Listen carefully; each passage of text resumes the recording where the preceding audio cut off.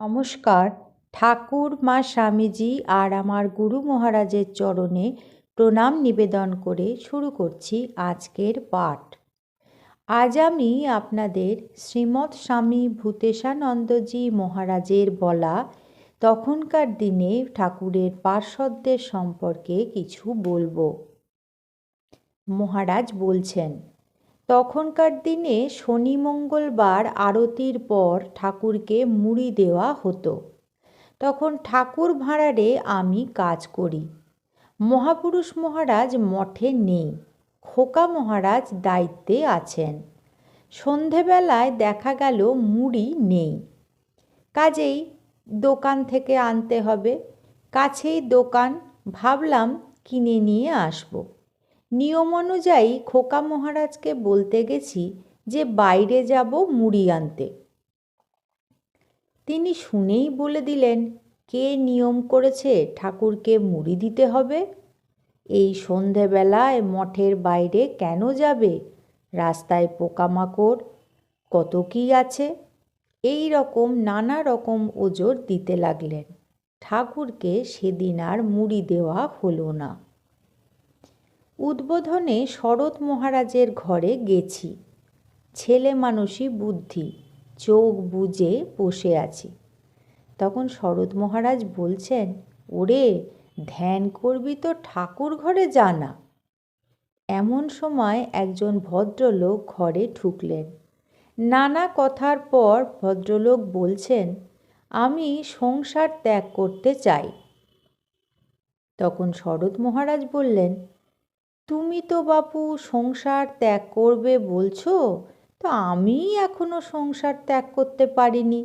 দেখো না কতগুলো জড়িয়েছি। শীতকাল, মহারাজের বাতের শরীর ছিল, বেশি জামা কাপড় ব্যবহার করতে হতো। এই দেহ আর তার রক্ষণাবেক্ষণ সংসারের মধ্যেই পড়ে, তাই শীত থেকে নিবারণের জন্য এত পোশাক পরতে হয়েছে। বিকানির আশ্রমে সন্ধ্যার পর মহারাজকে ম্যাসাজ করতুম। পারতপক্ষে আমি ম্যাসাজ করতে চাইতুম না, কারণ আমার হাত ভীষণ ঘামে। কিন্তু বাইরে গেলে কেউ না থাকায় আমাকে ম্যাসাজ করতেই হতো। মহারাজ মজা করে বলতেন, গঙ্গা যমুনা, এক হাতে গঙ্গা বেরিয়েছে আর এক হাতে যমুনা। শীতে তেল মাখতে বসলেও একই ব্যাপার হতো।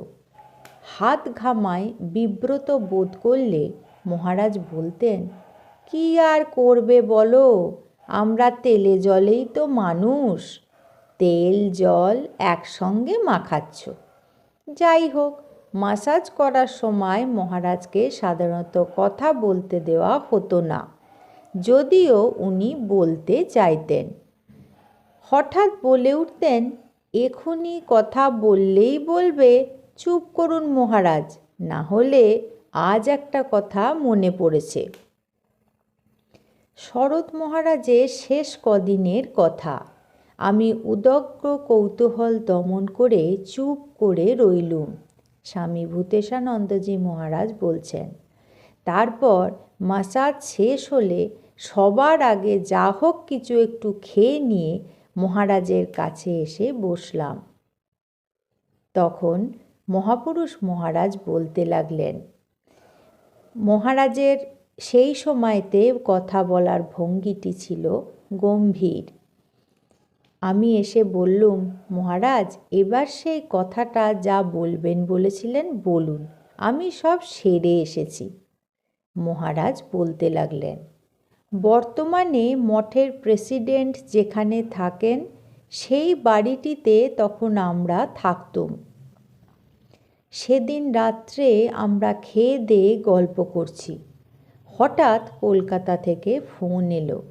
তখন মঠে ফোন ছিল না, এখন যেখানে ইন্টারন্যাশনাল গেস্ট হাউস সেখানে এক মারোয়ারির বাগান বাড়ি ছিল। কেউ থাকতো না, শুধু একটা মালি থাকতো। সেখানে ফোন এলো, সেই এসে আমাদের খবর দিলে। সত্যেন মহারাজ ফোন ধরতে গেলেন। তারপর দেখি মোটা মানুষটি মারোয়ারির বাগান থেকে ছুটে মঠের দিকে যাচ্ছেন। আমরা তো অবাক।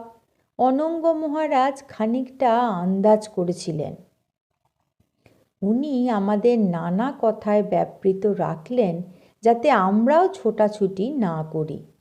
তারপর শুনলাম যে বাগবাজার থেকে ফোন এসেছিল, পূজনীয় শরৎ মহারাজের স্ট্রোক হয়েছে। তখন রাত 11টা। আমরা ঠিক করলুম যে আমরা যাব। কয়েকজন জিটি রোডে গাড়ি পাওয়া যায় কি না দেখতে গেল। আমরা কয়েকজন গলি দিয়ে শালকিয়া গেলুম। সেখান থেকে নৌকো পার হয়ে আহিরিটোলা ঘাট, তারপর সেখান থেকে হেঁটে উদ্বোধনের বাড়ি। গিয়ে দেখি অনেক লোক, ডাক্তার চারিদিকে ভিড় করে সবাই রয়েছেন। শরৎ মহারাজের কাছে গিয়ে দেখি তিনি শুয়ে আছেন নিস্পন্দ। সেই পড়ে রইলুম। কোথায় খাওয়া, কোথায় কি ঘরে যে দুদিন কেটে গেল বুঝতেই পারলাম না। সবাই থাকতে চায়, যে ভেতরে ঢোকে সে আর বের হতে চায় না। শেষ সময় সবাই কিছু না কিছু সেবা করতে চায়। এমন হলো যে মঠের কাজ প্রায় বন্ধ হবার উপক্রম। তখন একটা চার্ট তৈরি করা হলো। এক এক দলে 4-5 জন করে ডিউটি ভাগ করা হলো। মঠের ছেলেদের নির্দেশ দেওয়া হলো যে মঠ থেকে যাবে আর আসবে, ওখানে থাকার জায়গা নেই। তখন আলো ছিল না উদ্বোধনে, তাই সেবার মধ্যে অন্যতম কাজ ছিল হাত পাখার বাতাস করা, আইস ব্যাগ দেওয়া, হঠাৎ যদি কিছু দরকার পড়ে ছুটে গিয়ে সেটি আনা। বহু ডাক্তারি চিকিৎসা হলো, কিন্তু কিছুই হলো না। গঙ্গাধর মহারাজও এলেন। এসে শরৎ মহারাজকে দেখে হাউ হাউ করে ছেলে মানুষের মতো কাঁদতে লাগলেন।